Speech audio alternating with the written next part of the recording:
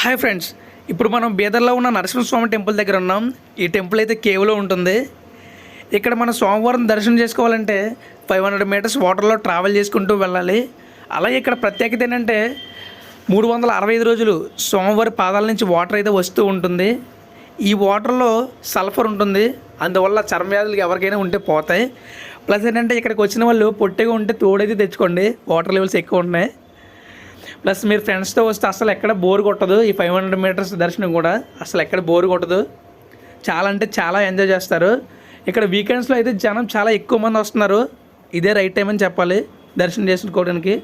Plus మీ ఫ్రెండ్స్తో వచ్చి బాగా ఎంజాయ్ చేయండి. ట్రిప్ అయితే చాలా అంటే చాలా క్రేజీగా ఉంది. ఎక్కడికైతే ల్యాంప్స్ అయితే అరేంజ్ చేశారు చూడండి. మనం 500 మీటర్స్ ట్రావెల్ చేసిన తర్వాత సోమవారం టెంపుల్ దగ్గరికి అయితే వచ్చేసాం. చాలా అంటే చాలా బాగుంది.